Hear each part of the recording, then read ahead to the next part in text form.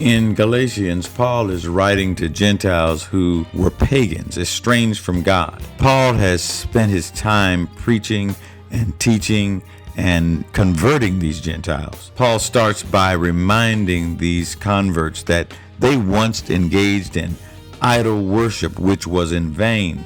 So he asks them now that you have come to God, or rather God has begun to know you, how can you want to go back to elemental things that can do nothing for you?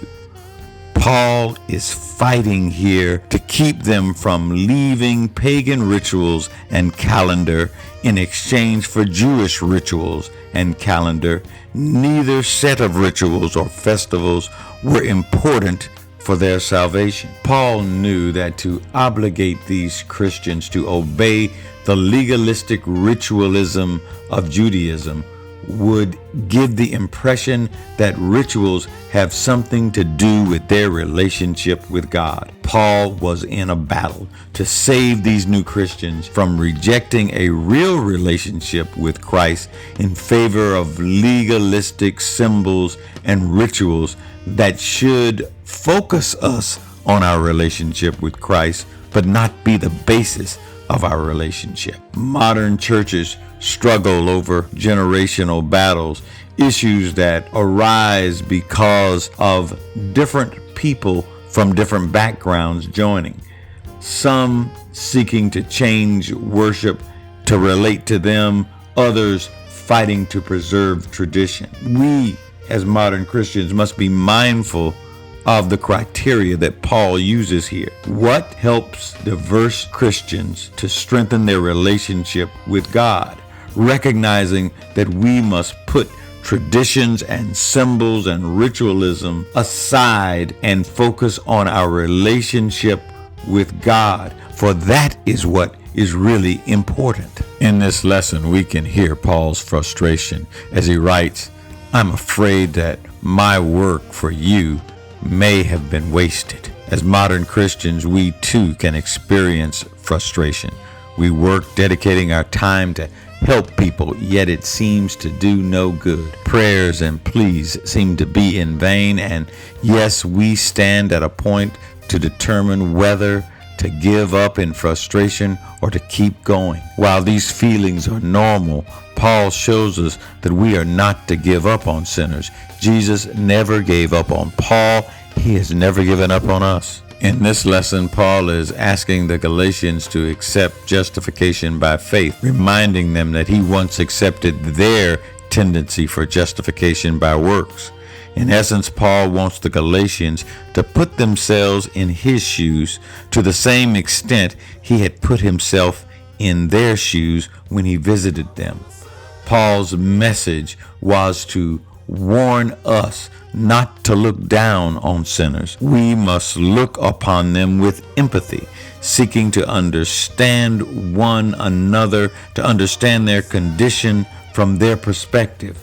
God sent his Son in human form to understand our temptations, to empathize with us. Empathy is an amazing act of love that builds a relationship and allows you to treat people in the way they wish to be treated. Empathy allows you to understand better the needs of people. You are able to find it easier to deal with the negativity of others if you can better understand their motivations and fears. The relationship that forms from empathy helps you to demonstrate the grace of God and draw others to him. Paul fell ill while in Galatia, and many Jews and Gentiles at that time would have seen that illness as a judgment from God. He notes that they never showed any sign of being disgusted with his disease. So, in the end of this lesson, he is asking them, what has become of your enthusiasm? As modern Christians, we can relate to Paul trying to push them forward into a new way, and the Galatians being pulled back. We live in a push-pull world, a world that tries to pull us back to our old ways rather than push us forward to better days. When we enter our jobs and find hate working beside us, backbiting behind us, and evil our supervisor. When revenge seems so right, so sweet, and so available, then you feel the tug pulling you back to old ways. When you enter your home and see a kitchen filled with steaming confusion, your children palling around with people who are more comfortable roaming in a sewer, a counter covered with bills that you did not make, buying things that you did not want for people that did not even say thank you. When your thoughts stray to things that you should not think and your tongue perches to utter words you should not say, then you feel the sudden jerk pulling you back to old ways. This lesson, Paul is telling us to push forward. If we hold on, change is going to come. That's the lesson for this week. You all have a great week. Bye.